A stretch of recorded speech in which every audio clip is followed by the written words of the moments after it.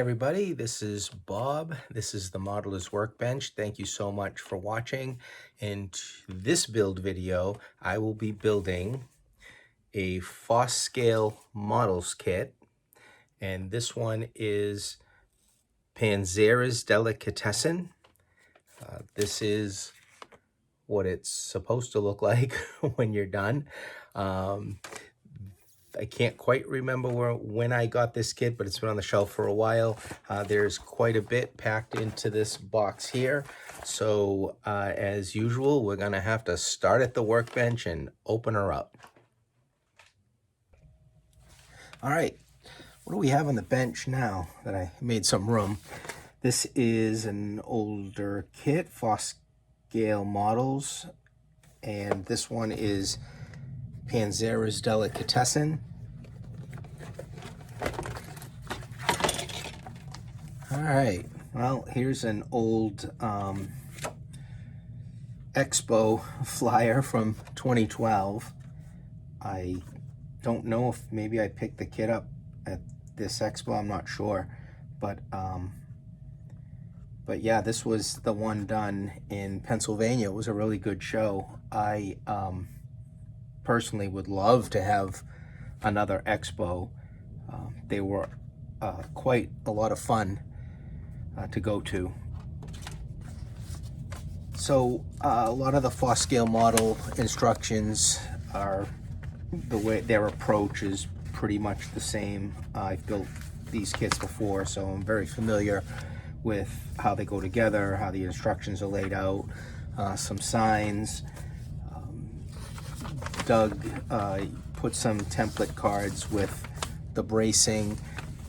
The one thing that I don't do the way that instructions are usually laid out is you can see where the corner bracing in red goes on the walls, but I don't put any of these posts in, which are in green, until after the walls are put together. Then I can push the corner posts up into the corner of the two walls that are put together. I find that you get a better job than trying to attach these before you put the walls together. There's some plastic Tichy windows, some castings in this bag. We've got the wall material, well, more windows. We've got the strip wood, which is color coded at the ends by painted colors. And there's a card in here that will tell you what size the color is. And then we've got some thin cardboard roof cards that are laser cut, clear acetate for the windows. This paper here that has lines on it, you're supposed to spray the backside with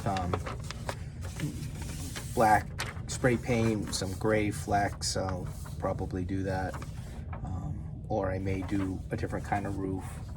I'm not sure, but that's that. So that is the kit. First thing that I will do is get some walls and some strip wood. Here's the bracing, so we don't have to stain this. But I'll get the strip wood and the walls all stained. Most likely I'll probably just use my regular Hunter line stain that I have, the black. I like it. I'm pretty much a creature of habit when it comes to using a lot of the same stain. I know how it's gonna come out at the end. So yeah, so let me get started. I'll stain these walls, then we'll brace them, and we'll distress them. We'll see where we're at then. All right, so I have got the walls braced. I am somebody that braces more than what a kit instructions tell you to do. I usually go up the gable ends like this, just to give more for the roof cards to sit on. I go across the bottom here, just makes the wall a lot stiffer. So everything is braced. I may put bracing on here, but I want to wait till the walls go together so it doesn't interfere. So everything's braced, and I used the Hunter Line Creosote Black on the fronts here. As far as a wall color goes, I am leaning towards this bottle that I had kicking around. It's called Mudstone, and it seems like a kind of a light tan color. I think if I put this on and then weather on top of it, I'll get the look that I want. And as far as the windows go, right now I just finished spraying them with a camouflage green color. So that'll be the window colors, and the next step I'll show you. I'll cut these out, what the instructions say to do. This is for the storefront. I'll get this put together, and most likely this will be like an olive color for down here. So let me set these aside and see what I kind of want to tackle next on this kit. So the storefront, which comes off of this piece of laser board, you've got the large front piece here, and then there are two windows that get glued to the back like that. Then the instructions want you to put the pilasters on, and there's some laser markings to show you where they'll sit, but basically one on each end, one here, one there. So those will get glued on next. Then after that, the two side doors, which are two pieces. I did take this number 11 and scribe some wood grain on the top of this piece here that will show after it's painted. I just kind of give a little extra detail so it's not so smooth. I also did the same thing with these areas here. Just with my knife, I just scratched some lines into it. So yeah, next we'll and I'm gluing everything with this Titebond. So next I'll glue the pilasters all in. The instructions recommend painting it after it's all together. I can see why. I think the paint would build up too much for these to glue nice and tight against each other. So after the whole unit is done, I'll prime it and then paint it.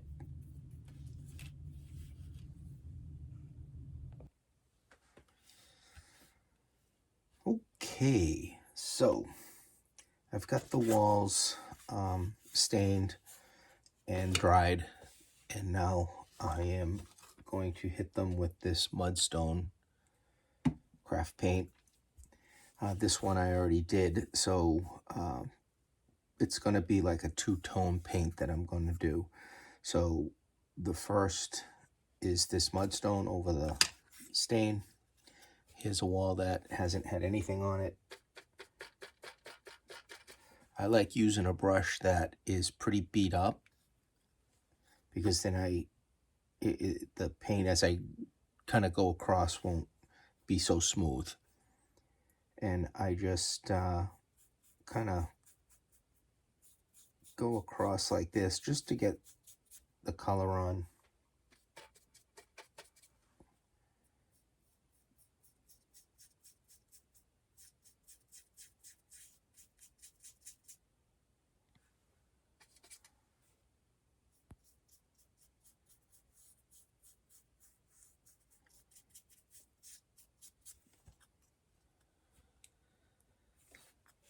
So, yeah, get some light on here.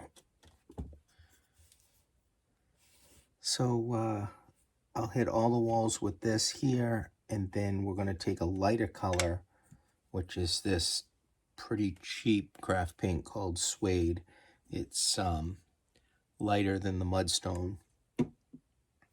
And then we're going to highlight over the mudstone with this color here, and kind of give two tones to the walls.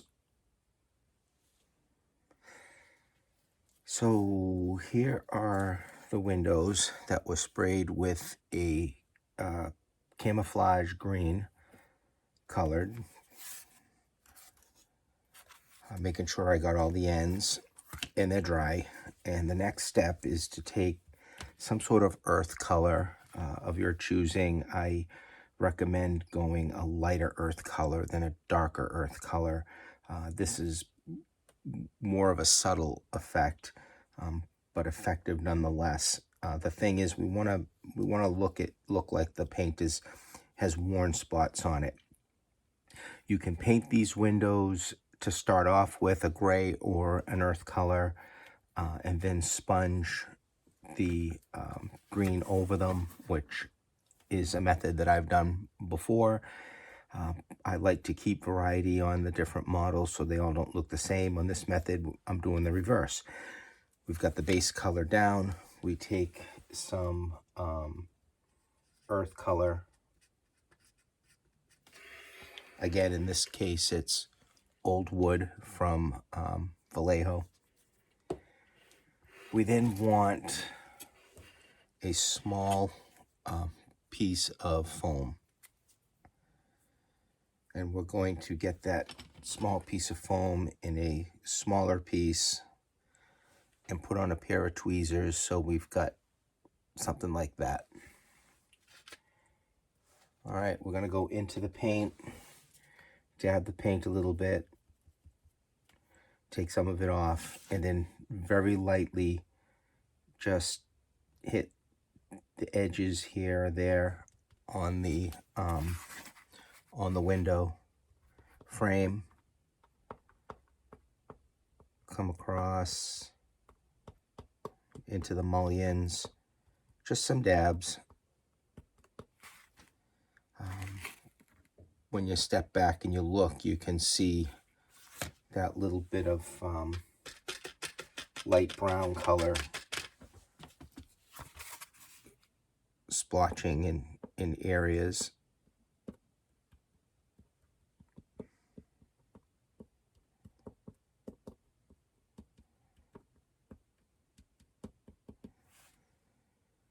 Yeah, it just puts another value onto that window color. Kind of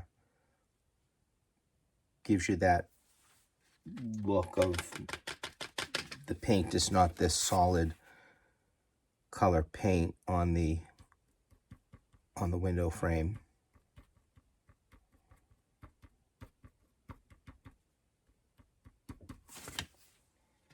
And you just do this to all the windows, doors.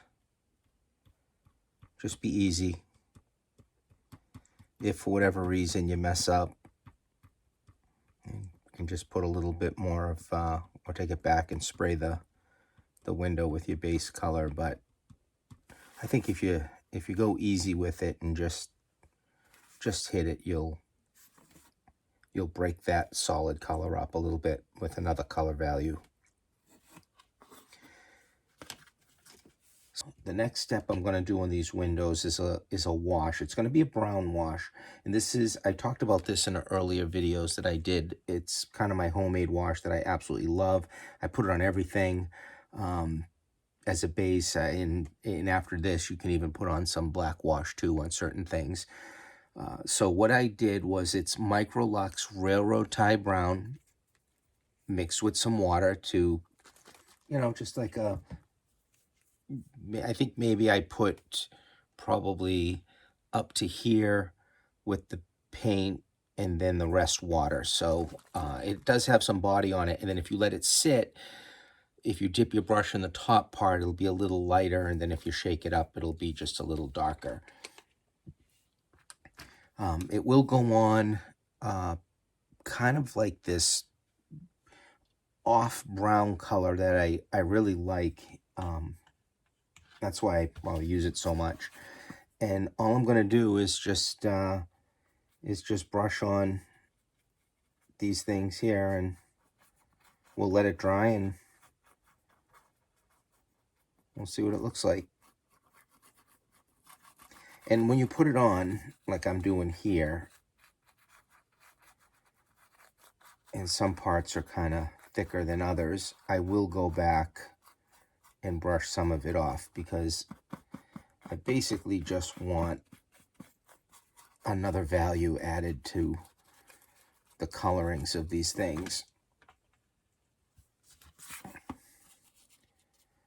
Especially getting into those windowsills to make those a little darker and dirtier. Just getting in with the brush. Of course, like any window, that's where the dirt accumulates. I think if you think about that when you're modeling, what you're doing, just, look at the real world. Where does dirt accumulate, right? It's going to be in the cracks. It's going to be in the crevices. It's going to be in the windowsills. It's going to be at the bottom of the structure more than the top. Runoff from a roof maybe in an area below windows. So I always kind of think about where naturally things would get more dirty. Now I'm putting some extra on the windowsills. I can keep going back until they're dirty enough for my liking. Same with these doors.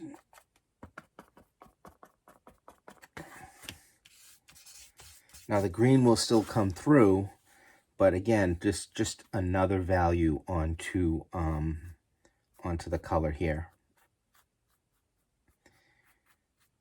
What I'm doing now is just brushing this in the direction of the wood grain that these windows would be in on the sides. So I don't have any marks going, horizontally. I want the sides to have the markings going vertically, regarding brush strokes.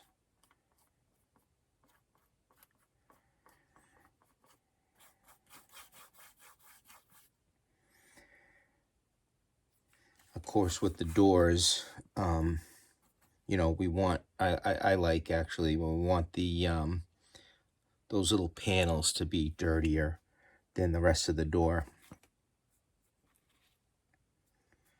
All right, so, well, there's the first coat there. I'll let this dry and see what it looks like. I also think by toning down the green color that I initially started with the windows, if colors are toned down, they just seem to look more realistic than just a bright, solid color. I mean, when you look at anything, you always see a variety of colors in maybe the side of a house or windows or anything like that. So that's what we're really trying to do, is just get as close to realism as we possibly can with just adding values. I can't remember where I either read it or saw it. It was years ago. It was a modeler that had made the statement that to increase the realism of what you're painting, you really need a minimum of 3 colors or 3 values on it. You put your first one on, it's not going to look real if everything's just a solid color. You put your second one on, okay, you're getting closer. Once you put a third value on, all of a sudden the realism level really increases. And of course, you can keep adding little things here and there in spots and areas, but you know, I was taught get three values on something and your realism will definitely increase. All right, so after this, we're going to continue with doing the stuff that we need to do with the walls, which is going to be some signs while they're all flat, putting the windows in while they're all flat, and then from there we will move on to the next step. All right, so we have to move on to some signs here. I cut some of the signs out here. You know, the paper's already pretty thin, so I don't think I'm going to risk sanding these down anymore. I think they're going to sit in the wall quite well.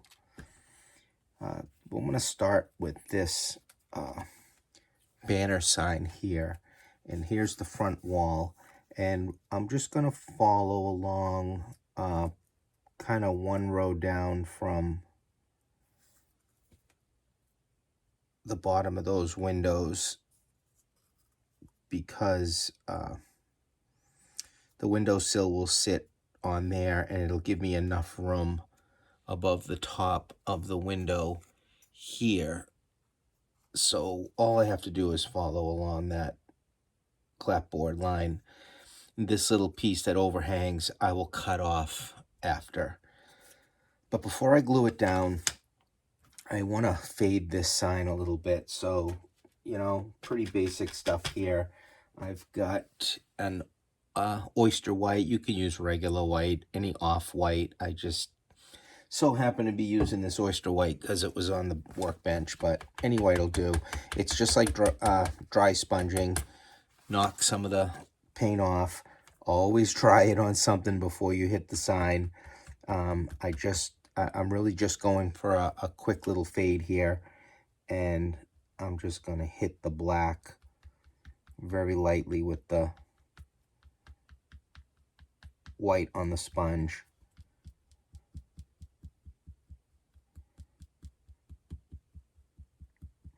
This is the first layer of fading that I'm going to do on this sign.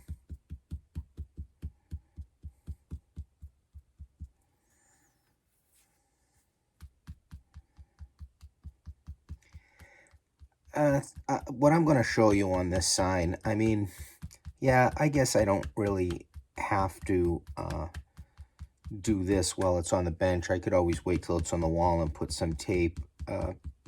Kind of a creature of habit, and I've always kind of done it this way at first.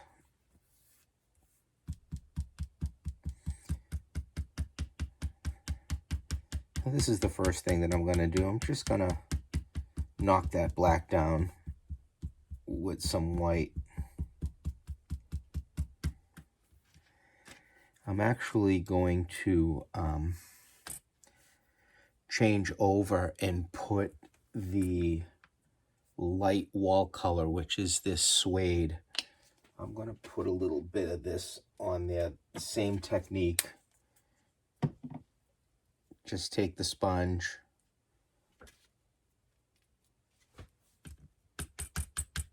in that paint,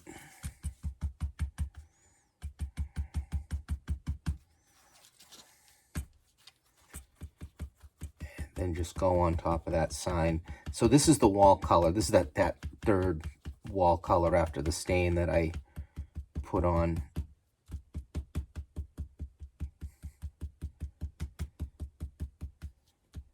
Knocking a lot of that black down. And I can keep going over this even after it's glued on.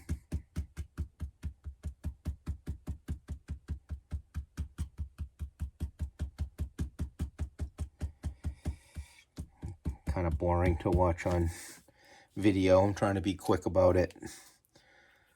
So again, I knocked some of that black down off of it. Second thing I'm going to do is grab some of this black stain. I'm going to hit the back of the sign with it. It goes on darker. It's going to dry lighter.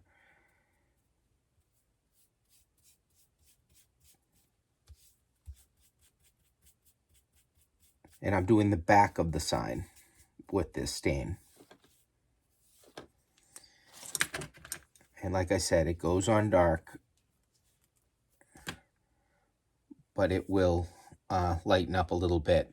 What that's going to do is kind of take some of that bright white off of the lettering. And as this dries a little bit, that will lighten back up again. I also find that it tends to make the paper a little softer. I think it breaks down some of the fibers just a little bit before I glue it down. And you don't have to wait till it's 100% dry. I mean, it dries pretty quickly, but we can move on to the gluing part of it, which I'll show you next. Okay, so for the gluing down of the sign, I use school glue. Super cheap. A lot of people say, well, I'll water down some regular Elmer's white glue, and you certainly can do that. And what I have found is this is kind of like watered down glue, but it's a lot more velvety, smoother, so it'll brush on easy. I'm not going to get like little glue specks from watering down if I don't mix it well enough. It's thin, so 99 cent I think this bottle is of school glue. All right, we'll take an old brush. We're going to flip the sign over. I'm going to brush the school glue on. Try not to go back and forth. You'll fold up the sign. Another great reason why I have glass on the workbench is I can do this on the glass, and then any glue or paint for that matter, I can just clean up with a razor blade. So I'm going to start in the middle. And I'm just going to brush a layer of this school glue on. Try not to move this front of the sign into the glue, so you can move it over a little bit, because I've already got some glue off the edges of the sign, so I moved it away from that puddle. All right, so I've got a layer of that school glue on there, and now we're ready to put it on the wall. I'm going to line up this left edge with the left of the wall. Hopefully my hand doesn't get in the way. And again, I'm going to just follow the top edge of this sign with one of the clapboard.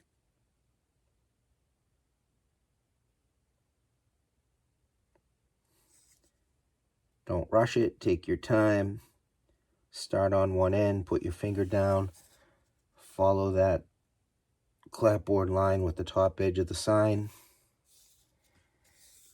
And now we're down. Now here's a great trick. You don't have to rub it really quick with your finger. You might drag it. You can grab this. This is from I think this is from a parts in a kit bag. You can use a sandwich bag. So just grab yourself a piece of this, put it over the sign, and rub on this. This won't drag. You can also really push your fingers down, and we're going to try to get into the clapboard grooves. So now I know that that sign's not going anywhere. The next thing I'll do is I'll just grab a toothpick, and again, on top of the plastic, I'll just run this along the clapboard edge of the rows. You can kind of get it to settle in there. If you're going to run it without the plastic on it, don't go straight down, go to the side. So grab the toothpick on its side like this, and we're just gonna follow that clapboard line down. and go nice and steady. You don't really want to try to run off of that clapboard line and get a scoring on the sign that's not in the clapboard itself.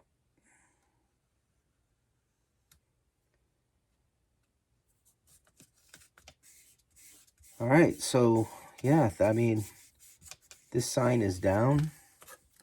You can really push it in with your fingers, get it really into those clapboards.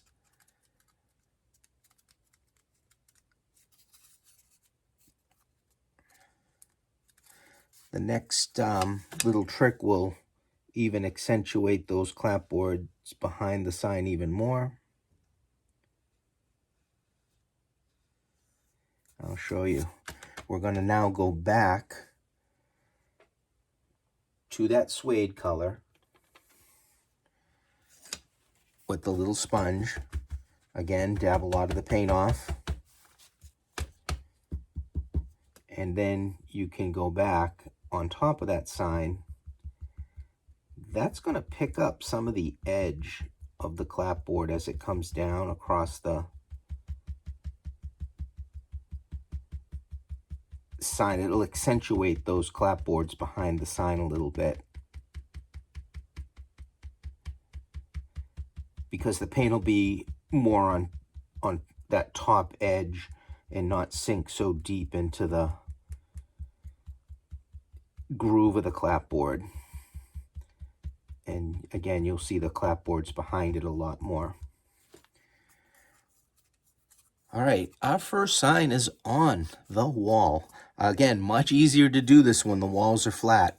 Once this dries a little bit, I don't want to risk pulling away. Once the glue behind it dries, I'll just trim that little piece that's hanging off there. And yeah, there's our first wall sign. We're done. We've got, there's another large wall here. This one gets this large wall sign on it like that.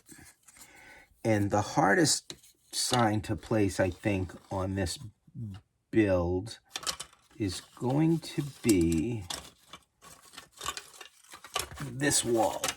So this wall right here has this is a door, not a window, and there's a staircase that runs up the edge of this. And the sign that goes on that is this Panzera sign. It comes off the edge just a little bit like that.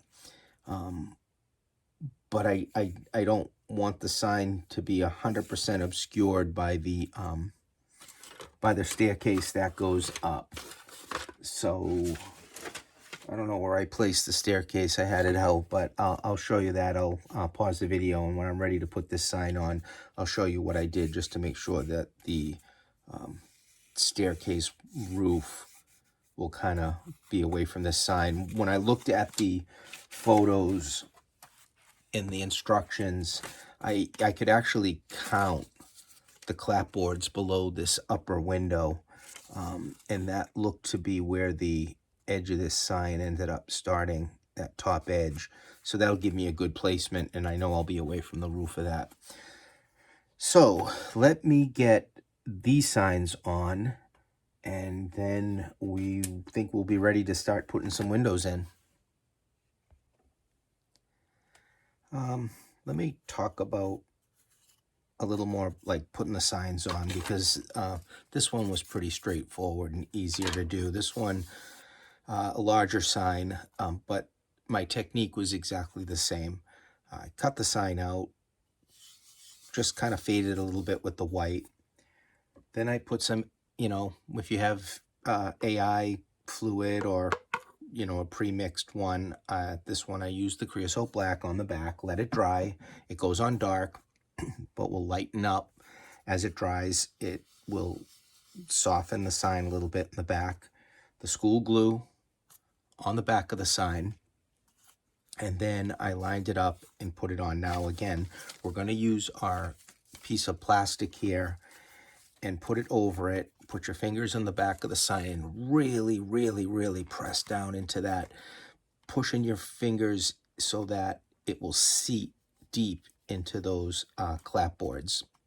After that, you can go and take a toothpick, whether you not put the plastic on or not, take the edge of the toothpick and even dig a little further down into the sign and get it to sit. Once that was done, I went over the face of the sign with, the sponge dipped into the last color that I put on the wall, which was that suede. Took most of the paint off, the same techniques that we've done with other things. Went over that.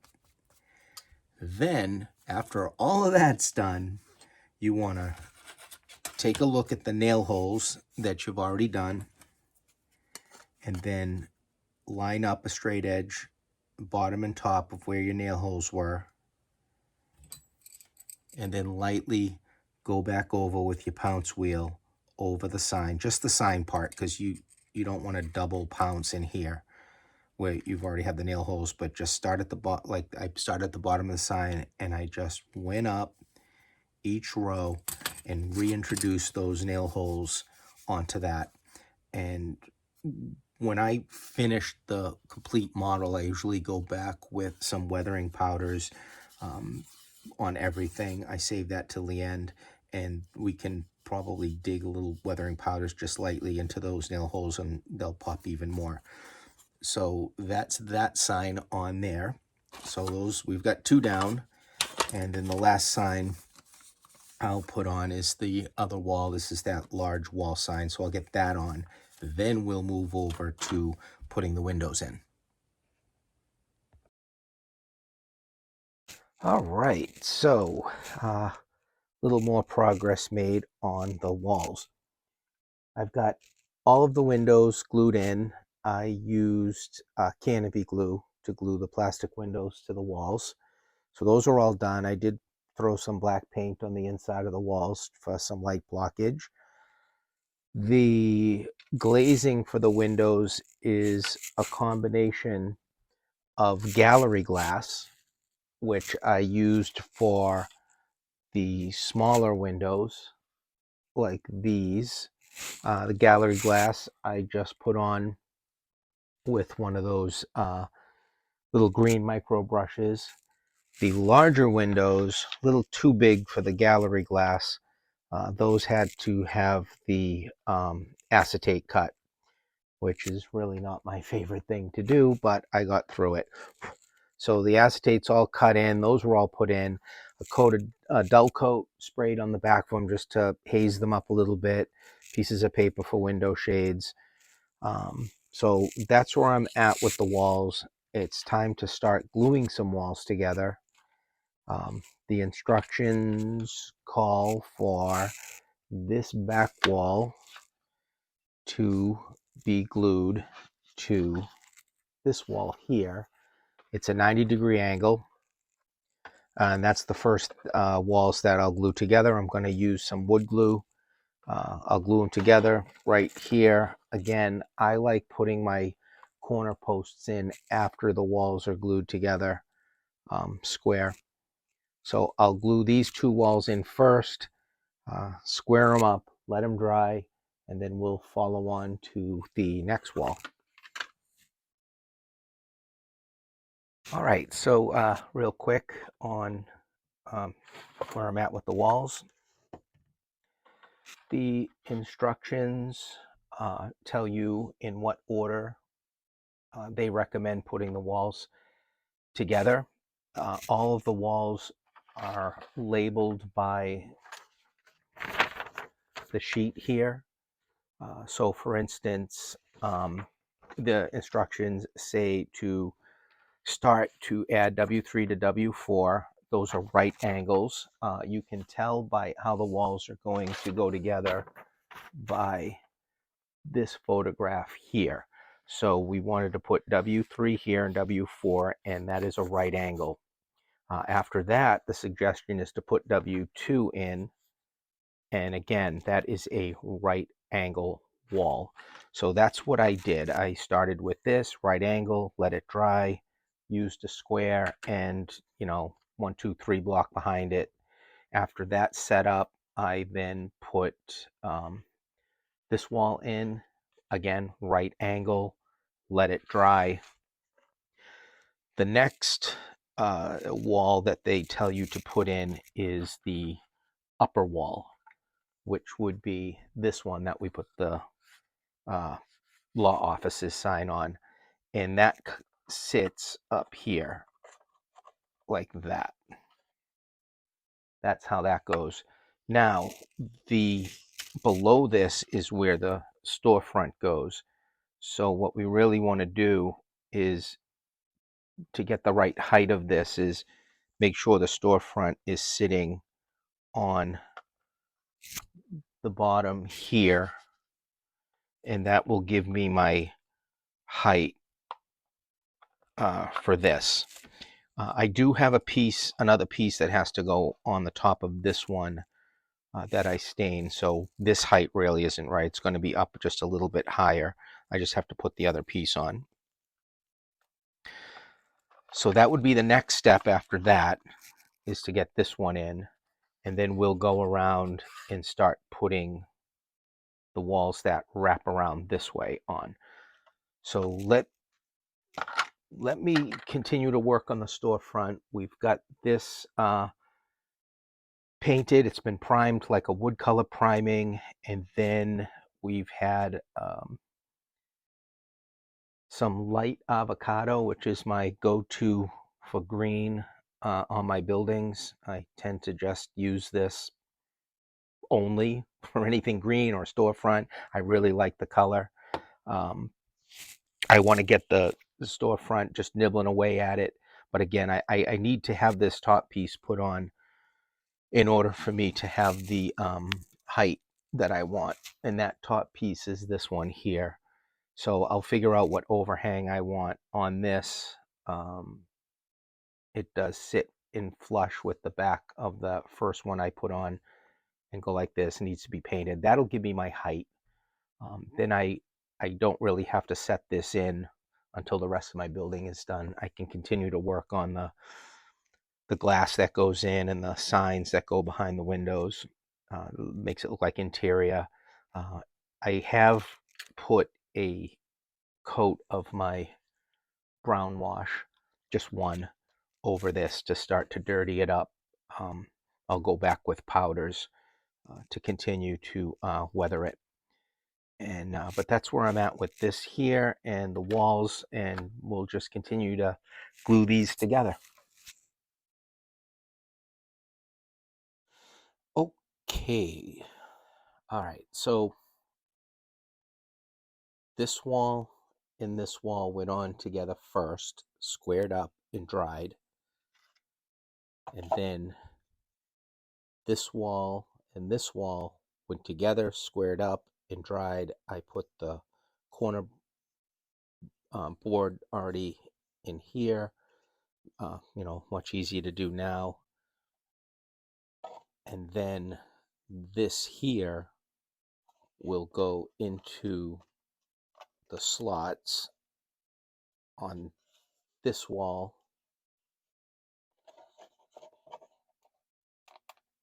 and then fit into this here. So basically our shape is going to be that. I've got the roof, pieces for the roof to glue to here for some extra support.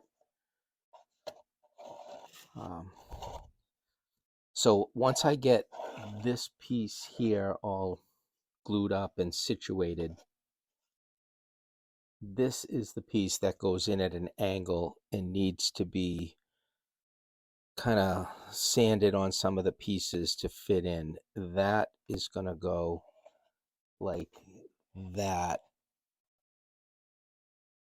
So you can see where I've really got to sand this edge here to fit into there. Obviously, it'll be easy for me to put where this wall has to go on this front side, because it can only go up against this piece here. So I'll get that on, and then we'll push right across and get that all. And so, yeah, that'll be the next step. Well, then I think I'll get the storefront on, and then I'll move over to the roof cards.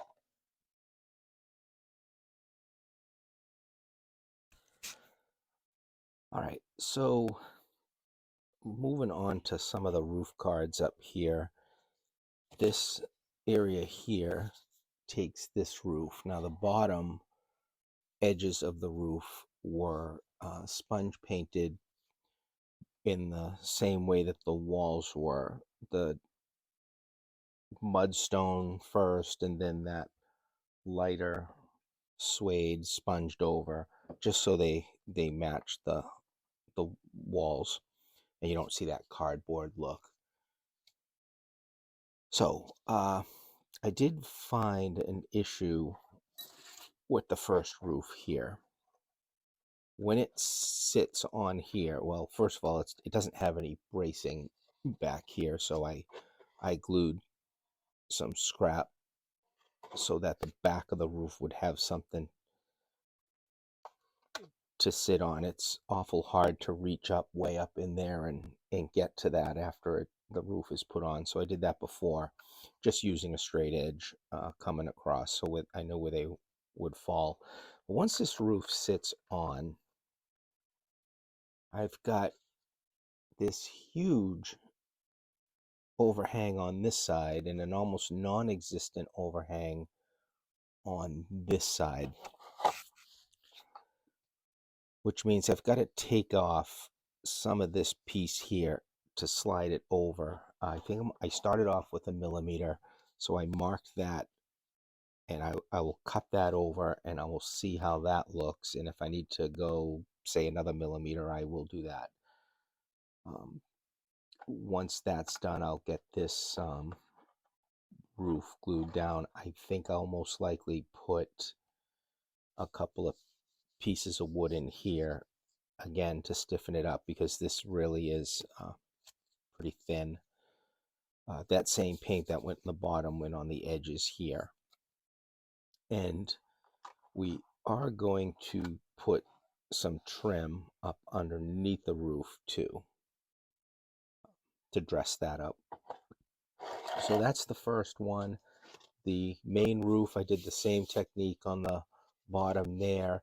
However, I don't think I'm going to do the black roof paper on the main roof.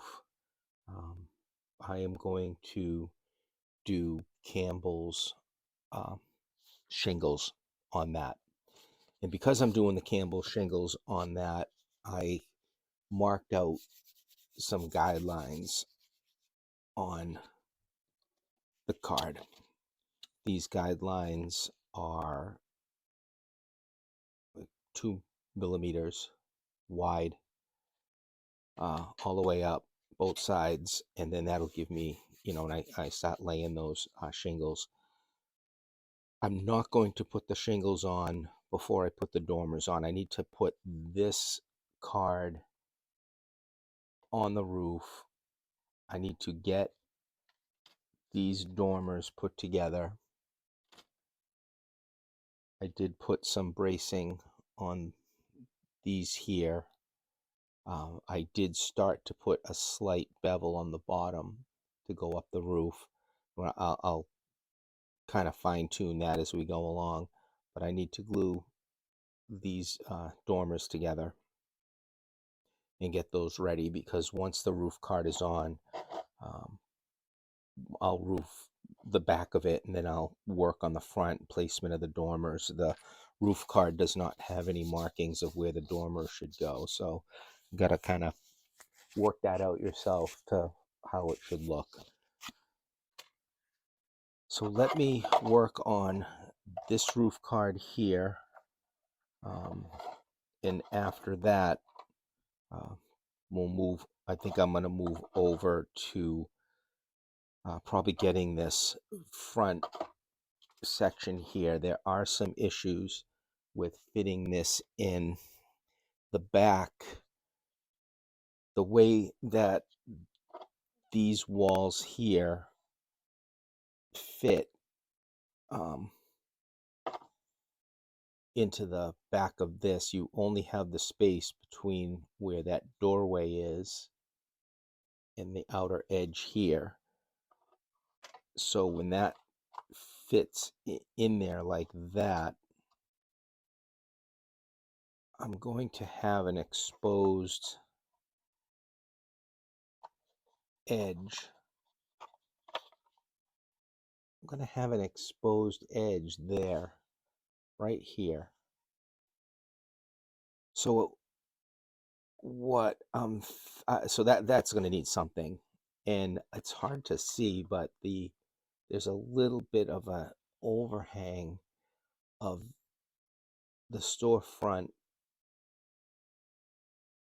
material, the first layer material right there, and I'm thinking of slicing that off clean with a new blade, which will give me a little more to deal with for this. I think that I may be able to fit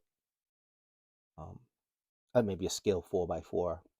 I'll see how that looks up against the edge there. I don't want to go too big. I think it'll look dumb against this here. And the other thing I may do is just put like maybe a scale 2x6, and that may look nicer too. But either way, it needs something. So that's going to need some attention that I didn't foresee. On this side, it sits in a groove right up against the doorway here. I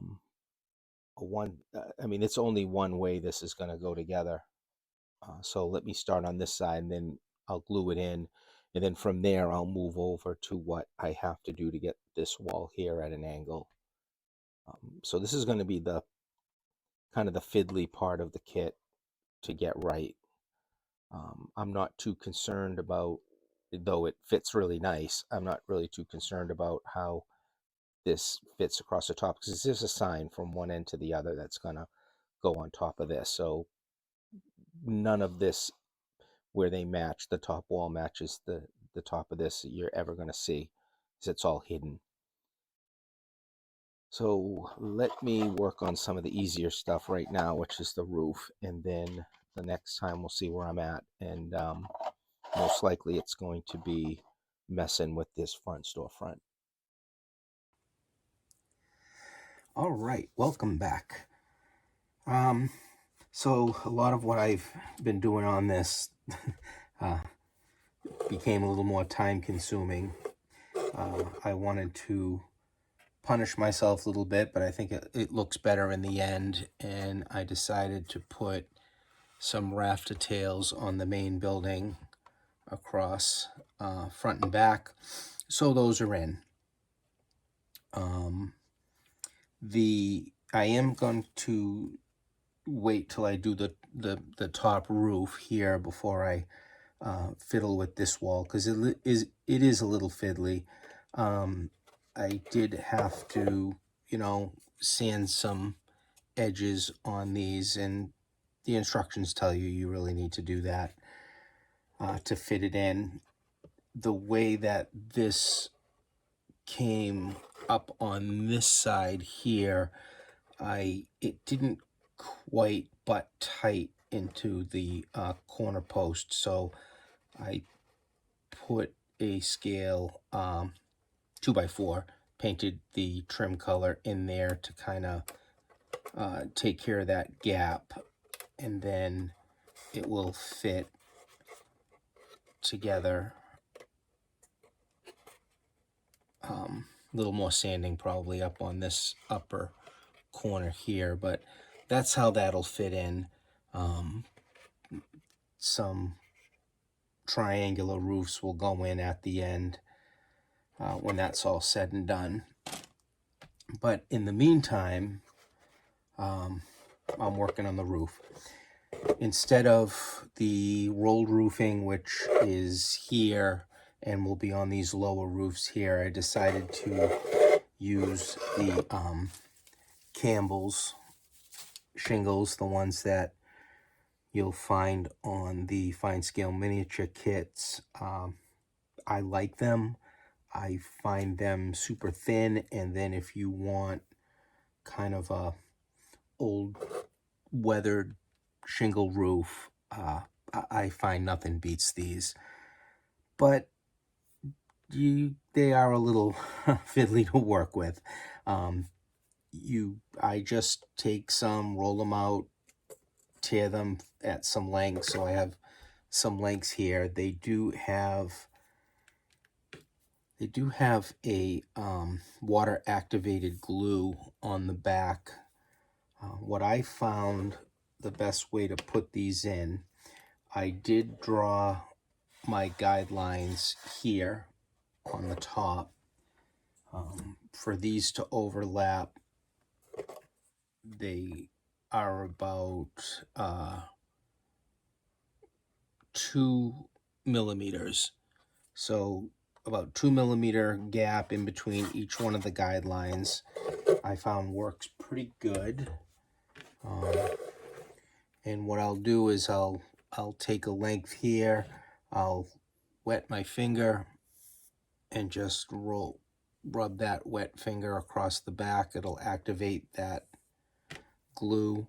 A pair of tweezers starting on one end. I'll put it up against the top edge of the shingle against the line, and using the tweezers in my finger, I will just follow the line straight down. The nature of these shingles are going to be a little bit wavy, but again, that's the appeal of them. I find I like the way it looks. So it doesn't take too long, really, in the grand scheme of things, to lay these down if you've already got your lengths, cut off, and you just go down. It's like anything else. This is the time-consuming part of a project to do. So let me get all of these shingles on, and when that's done, we'll weather them up. I usually weather them up the way that George Celios has in his instructions, which really is going to be, he uses his AI, but I'll use probably my Hunter Line Creosote Black, and we'll brush stroke down, let that dry, and then we'll mix up some gray and rust color and some little bit of water. We'll make washes, and we'll run those streaks down. When I get to that, I'll obviously film that. So let me work on the roof. I've also been putting the little dormers together here. I'm going to do the back roof first because I don't have to deal with anything. And then when it comes to the front, the instructions really don't tell you where to put these other than just space them out, and the roof needs to, top of the roof line of these dormers need to match that top line ridge here on this roof. So when I get to it, I'll figure out how I'm going to approach that. But in the meantime, I guess I can knock the back part of this roof off. So let me do that. Okay, so I've got the shingles on the back side here, working my way up the front. The instructions don't really tell you where to place the dormers, other than the fact that you should have this top part of the dormer roof, when it's folded, match this top ridge here.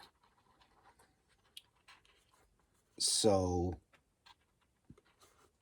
as long as it's close to that ridge, that's really where the instructions tell you to do it. I put the dormers where I figured they looked good. I spaced them out evenly from the edges here and drew a line down. So, these spaces are the same. basically came in line with just a little bit in on these windows if you looked up, but that's where I put them. So those are glued down in place. When you build the dormers, you kind of take a sanding stick. I have some of these longer ones here. Take a sanding stick and kind of get a little angle on this bottom edge. I did put a filler piece in, a little scale 2x4 on the bottom here as a filler, where the side pieces went in, and then everything was cut at the angle with a razor blade. And I did put that little angle down just so they fit, and fiddled with them until I thought they sat down well. The time-consuming part is just to shingle up past the dormer area, and then I can run them across. I also got the, these are scale 2x6 trim boards up those gable ends here. Instead of ending them at the edge of this corner here, I just brought them forward all the way to the end of the roof. I don't know, I just thought it looked better that way. Let's see, what else did I do? Oh yeah, so this roof that goes over the front here is made up of this piece of cardboard that gets folded, and then there are these tiny little pieces here that I did have to cut down so that they were smaller than they actually came in the kit, because when this gets folded over, the flat piece here sits on top of this piece here. But I wanted this edge of the roof here to sit below the windowsills, and folding it the way that those pieces, I was basically above the windows a little bit, and I didn't like that. So I cut those down so that when this goes in, it can kind of just get under those windowsills, and then kind of sit down. It's kind of a sloped roof a little bit, but the sign's going to go over this, so I think some of that's going to be hidden. I don't know. I still have to mess with it a little bit to get it to fit better the way that I want it to. So let me continue to work on this roof, and then I will move over to this side here and get that done. And then I will go over, I probably do this part of the roof second after I do that, and then I will do the stairs, because the stairs are going to be fragile, and if I do them now, I'll probably end up causing some damage messing around with the front sign. So I'm kind of saving those stairs for the end. So yeah, let me continue on that.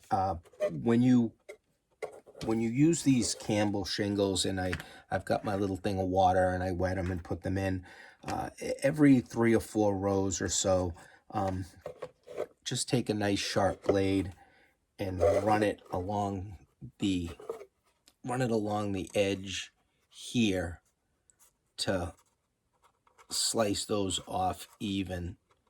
So that's what I do, just kind of like that, and you'll get a nice clean cut on the end.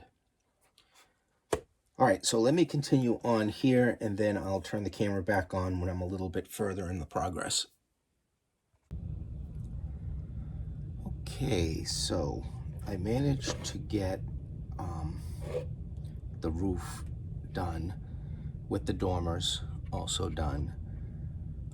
As far as the ridge caps go, when you use these kind of Campbell shingles, what I found works really well is a brown paper bag, but the ones that are thinner than the like the school lunch bags tend to be on the thicker side, but then some stores will put things in a paper bag, but the paper's thin, and I save those and I cut around the edges, the pre-folded edges of those bags, and this material is pretty much, I'm thinking, the same material that these Campbell shingles are made out of.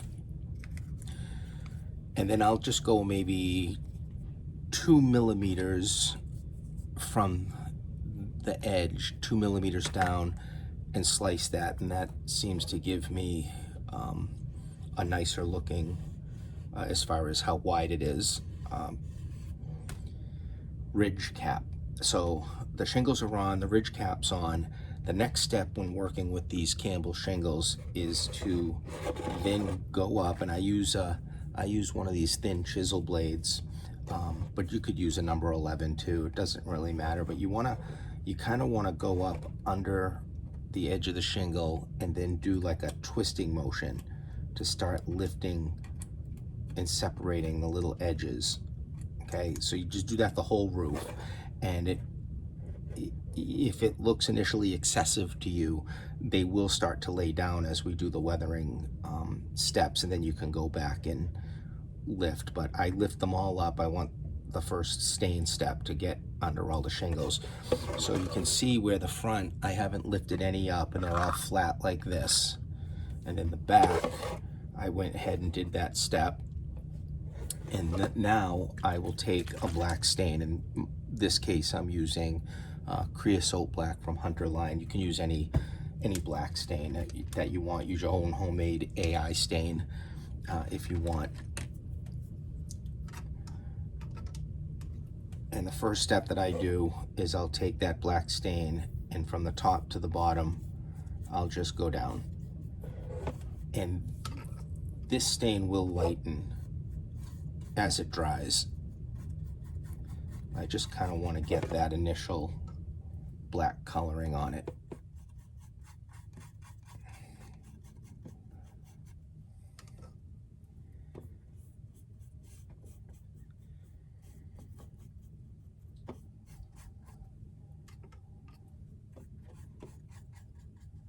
This will give us our base weathered color for these shingles.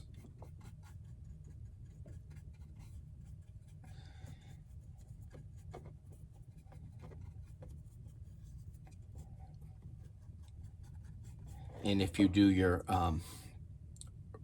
little rafter ends here, I like to put them in long and then use a snip tool, which sometimes, well, all the time, can squeeze these, but then the ends will be the raw wood, and then you can just go back with your black stain and hit the ends of those rafter tails to darken those up. I went ahead, like you can see here, I didn't do that with the stain yet. I went ahead and put some rafter tails on this overhang because I got those two roofs in. And I'll just hit those ends.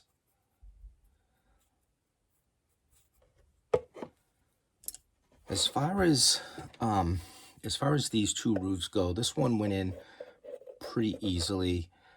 This one here, I did kind of have to fit it in and finagle it the way that I wanted. I ended up putting just like the slight pitch as it goes up over here and comes up under this window here. I glued it here and here the way that I wanted. I let that glue dry, and then from the bottom I took like a paintbrush, an old paintbrush, and dipped it in some glue, and then went way up inside and got the glue inside the inner edge of that roof so that it would glue it up against this here. The other thing I did was do these fire escapes. These are printed on this thin laser board material. And what you do, you've got two pieces that basically make up the main fire escape here. This piece here, which is the railings, they have faint score marks, and I do suggest you take a sharp number 11 and then kind of deepen those score marks a little bit. If you accidentally cut through it, it's no big deal because you can still glue the sides to each other. But if you deepen the score mark, and I already did put a first coat of black paint on this, it will fold up like that.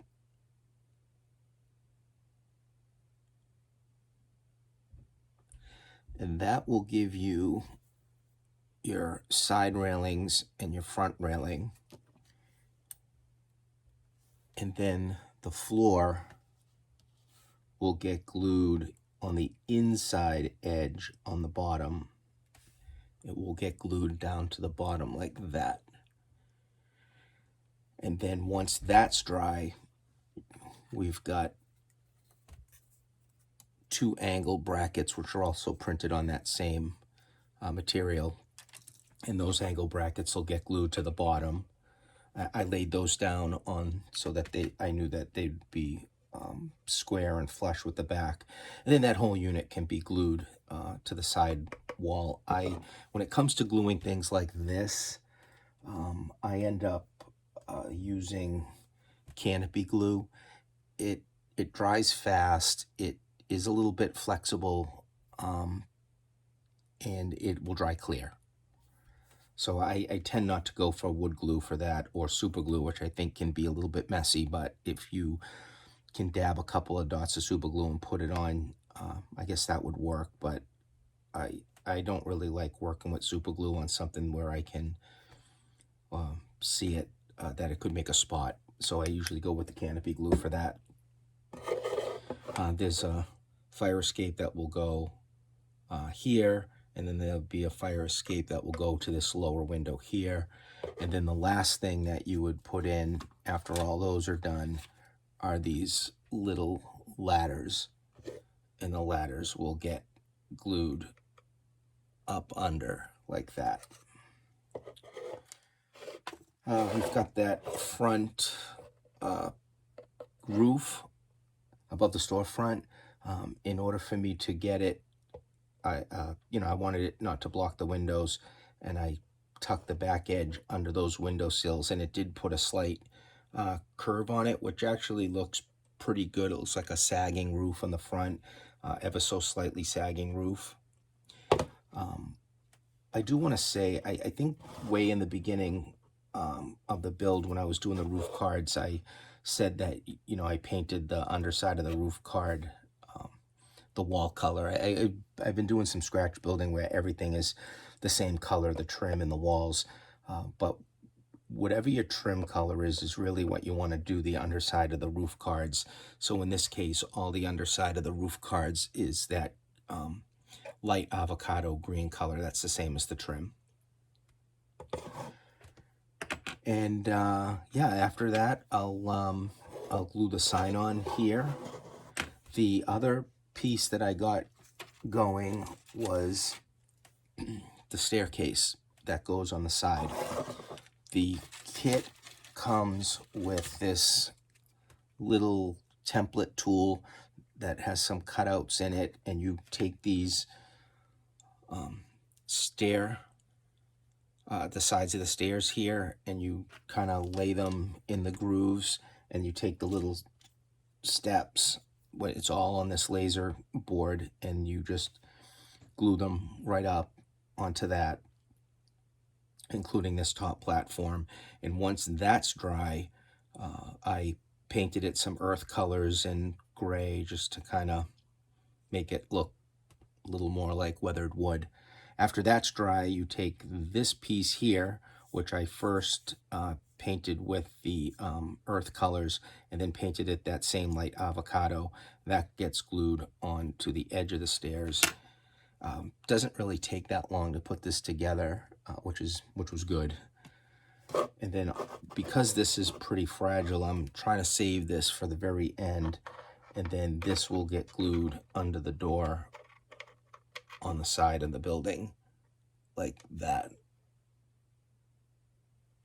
But I'm going to wait till after this is set on the sidewalks and then glue this piece in for last, because most likely I'll break it if I put it on now. So let me do the front part of the roof shingles, lift all those up, hit the stain, and you can see where the stain did knock some of that lifting that I did down a bit. And then we'll do the next step of the weathering of the roof. Okay, so the next step for the shingles weathering after we've put the creosote black stain on it is I've got some aged concrete color here, or earth color you can use. I've got some grimy black and some water, and the grimy black and the concrete are in this little mixing thing.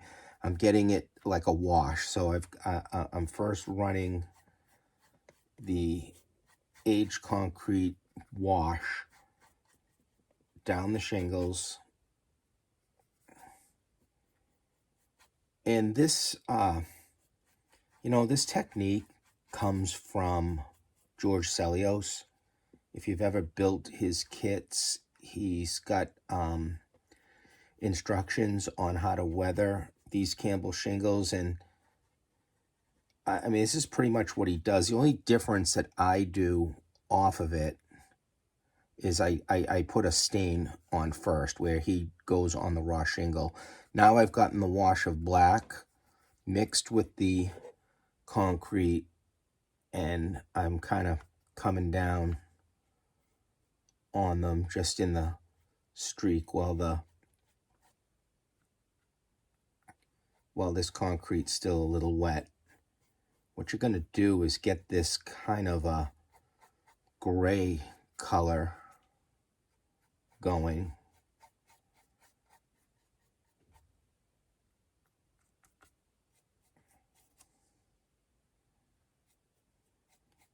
With that black. And if you keep moving it with the concrete and the black and light and dark and get these streaks, you're gonna start to get that muddy look with these streaks of the concrete and coming down. I mean, it's kind of the look that you're really going for. You can always customize it by throwing, if you like it a little lighter with the concrete, grab some of that and brush it down. All right, we'll do the front here. Again, got some concrete. I've got the water in the middle, keeping it very thin. Run this concrete down.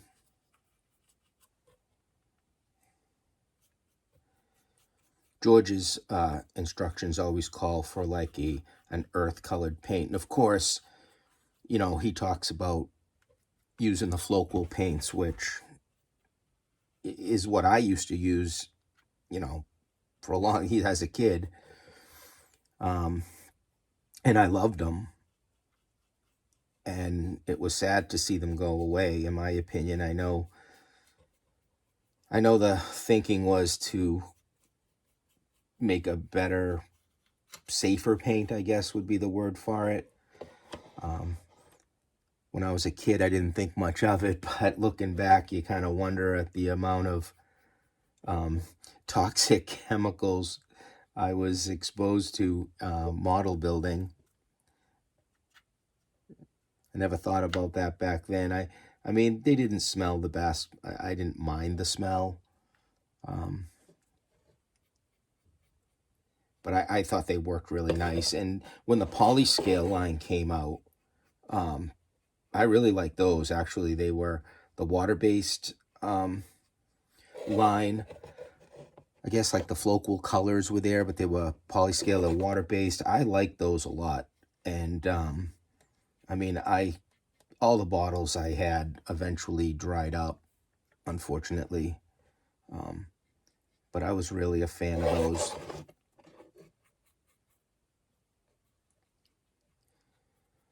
And it's so, for a long time it was hard to get, really nice colors on that would replicate the Flowquill and Polyscale, but there's more companies out there coming out with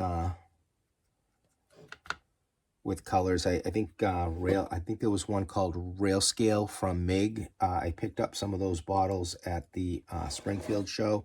Really nice stuff, nice colors, railroad colors. The regular Vallejo has got some railroad weathering and track weathering kit, which, when they come in that kit, which you get all the colors, it's actually not a bad deal versus buying them individually. And then I really like these Micro Lux paints. They've got two types. You have a brush application and an airbrush application. The airbrush is a little thinner, but the colors that I like pretty much are the aged concrete, the grimy black, and railroad tie brown is the other one that I like, and then the rust. So these four are pretty much the Micro Lux paints that I buy, and those are the ones I really, really like. So again, I'm just kind of coming down, making sure I don't miss any shingles. You want to go from top to bottom, obviously, because that's the way that the rain would come down on it. Get close in. Don't want to have any missed spots. We actually have one more step after all this dries. That really, it's, to me, probably the most important step to do. You could have stopped with just an application of like AI or, creosote black. You could use a driftwood. I mean, you could definitely stop at that spot, and it would look perfectly fine. But I'm going for just a little darker color roof with the little variations of the streakiness. When you look at these shingles up close, you can definitely see the streak marks of the two colors, the light and the dark, and this will dry just a little lighter. That's the look I'm going for. If you put a little too much of one color, just dip your brush back in and go back. On the front here, I thought maybe I just needed a little more of that concrete color in some spots. So that's what I'm doing now. Just coming down.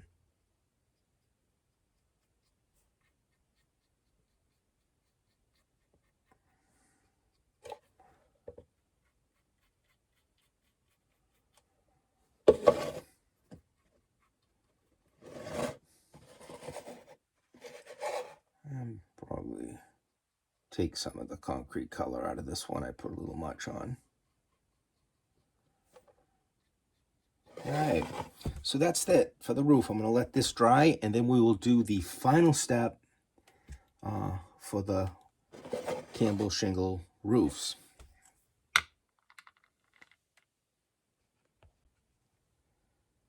All right, before we get to the final roof weathering, these ladders that go up into the fire escapes, this one here I glued right to the top of the roof. This one here kind of just hangs in the air, and it would be at an angle because the ladder gets glued to the inside part of the fire escape, but then where do you attach it? Down here, right to the wall. So I took some of the laser board that the kit comes with, the pieces. I grabbed like the real thin area, thin one, and I cut two little strips of it, and then I glued to the bottom of the ladder. I don't know if you can see that. There's just two little pieces that will keep the ladder out off of the wall, so that when this gets glued up under here, those little pieces will be able to glue to the wall, and then you'll have that ladder stepped out. While I was waiting for the roof to dry, I went ahead and put one of these chimney pipes in.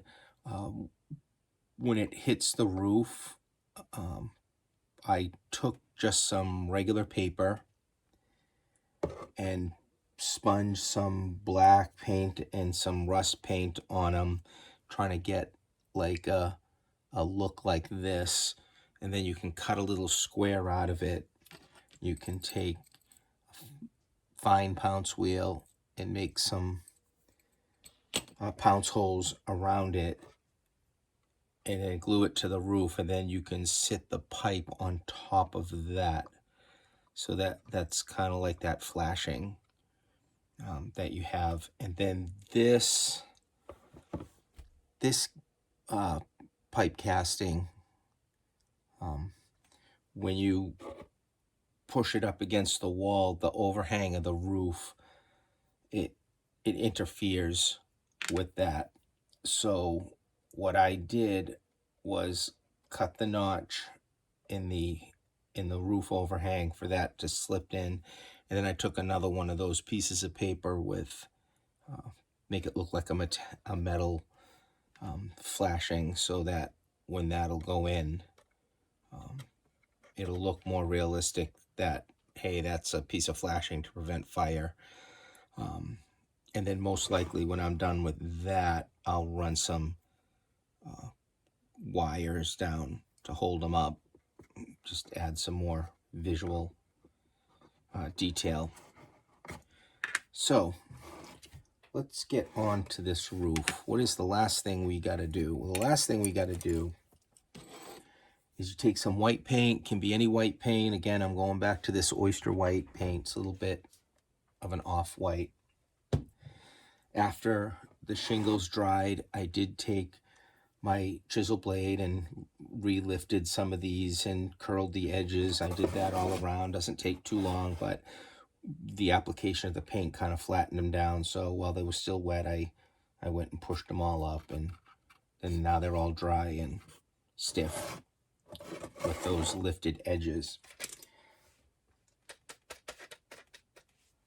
All right, so we're going to take some white paint on our brush, and we're going to go right back to that dry brush method, where you're going to take a lot of the white paint off the brush. And our goal here is just to hit those raised edges of the shingles. So come in light, just barely start to hit them from the top to the bottom. Just try to get a little bit of the white paint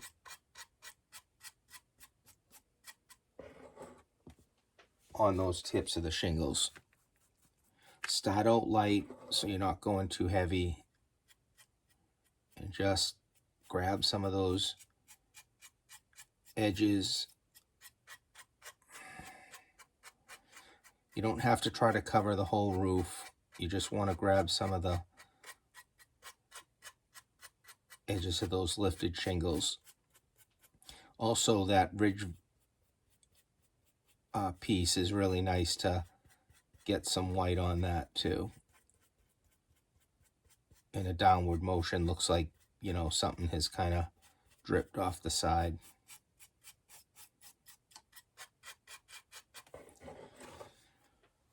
When you do this, and again, I'm not trying to get every single shingle. I just want to go around and grab some of them here. That really makes them pop. I mean, it's a real nice technique to do. And just keep going back until you like it. And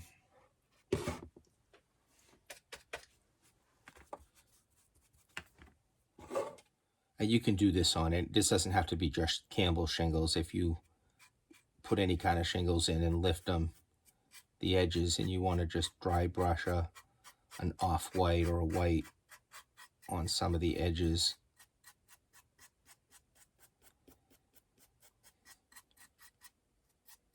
Really makes them look nice.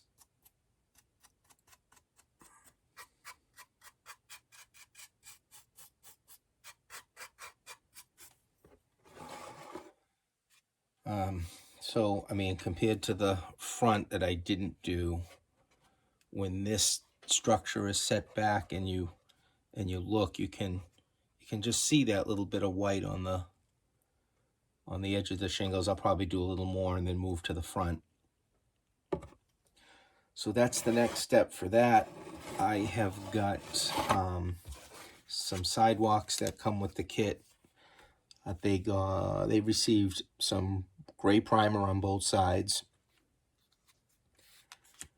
and then I sponged over some aged concrete paint over this. You could also use this paint, which is fantastic. I've done this on sidewalks too. This is the chalk paint Cocoon. This makes really nice concrete and sidewalk colors.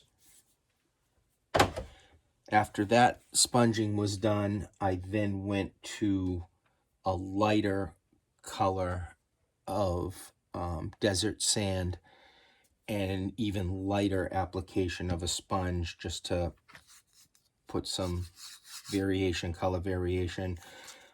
Once everything's put in place, I'll go back with probably some chalk. Now these are dry. What I'm going to do is run a piece of tape along the edge for the curb, and then I'll paint that. I'll show you what I do with that. Then I can glue these in. The kit requires you to put in 2 L-shaped foundation pieces, one here, and then there's one here. So those got painted with that aged concrete color and glued underneath. That will keep the back spaced up high enough so that these sidewalks will be able to slip underneath that storefront. So that's the purpose of those. And I'll be getting to that after, and then I can put the stairs in, and then we've got some more scenery to do.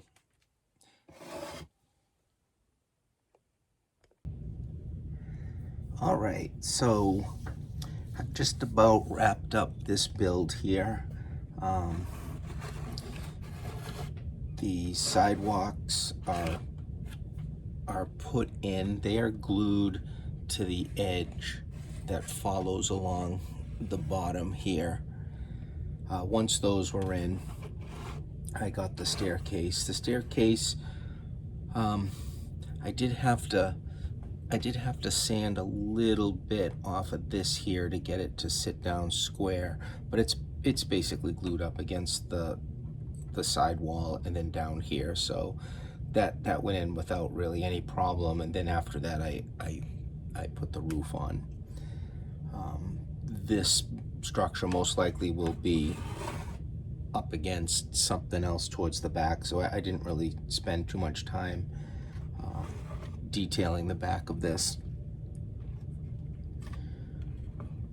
Some of the little things that you can do just to keep adding interest is you've got this stovepipe coming off, and then just take some pieces of the wire, brass wire. I blackened it and then glued them at an angle across here, and then to represent the little patches of roof tar that would be maybe around a pipe here, around a chimney, around things like this that come against the roof. You can mix some black paint with glue. I usually just use this gallery glass liquid leading. You know, it's like pre-mixed, and all I gotta do is dab it on with a toothpick. The sign here is painted up, the Deli sign. You put 2 pieces of brass rod wire in there and then put it up against the building. If you're gonna do something like this, rather than try to drill 2 holes to match up, just make one of, like the top one, just make longer, and then the bottom one, make it the distance that you want it to stay off of the wall. That way, just drilling 1 hole and pushing it up against the wall, and you don't have to fiddle with trying to get the 2 holes exactly, you know, parallel, like up and down, to get that in there. Just makes it easier. The kit does come with some of these window fan that you put together, so I did a couple of those. The kit comes with the lamp posts, so I put those together. The kit comes with a fire hydrant, so I got that painted up. As far as the side goes, I usually just, here, let me reach over. I grab some stuff like this mini nature buffalo grass. They'll come off in like a circular shape, and then take a pair of scissors and cut that circular shape in half, so you've got like a straight edge towards the back, and then you can put that edge up against the wall. Some crumpled newspaper, obviously there. I tend to put those everywhere. As far as weathering powders go, this is the one that I usually use the most, the Pan Pastel Raw Umber. This is my pretty much go-to all-around general weathering powder that I'll put on everything. The roof, put it on the bottom of the walls here, like that, just to weather it up. I didn't really like the chimney casting that came with the kit. I did have a chimney in my stash, so that's the one that I used. I just think it looked better. So that's the one I used for that. Yeah, everything is pretty much done except for some people. I saved the staircase for the end because I figured I'd knock it off. And the other thing I saved for the end, if you can see, is these tiny little transom windows, I guess you'd call them, that I modeled open. I just took this little framing, painted it up, glued it onto some acetate, and then cut around the framing and glued it in an open position with some canopy glue to the top, so they would be open a little bit. So that was the kit. I mean, all in all, it is a fantastic kit. It's you get a lot of bang for your buck with this one. Doug Foscale really, I just really love this design that he did with the side roofs and everything. Just looks fantastic. And again, I mean, the original kit did call for the rolled roofing on the top, but you know, like these are the kind of roofs I would see up here in New England with the Campbell shingles. And I just really love the Campbell shingles, the way that they turn out, looking just like a real old weathered roof. And I just thought it would add more interest so that the roofs weren't the same. You could obviously use some rolled roofing, maybe do some corrugated roof on the top of this would probably look really nice. So yeah, the choice is yours, just go at it. But like I said, as far as kits go, I mean, this one's a beauty. If you, I think this one took me about a week and a half of just nibbling away at it. You know, a couple of hours here and there. But all in all, you end up with quite a nice kit when you're done.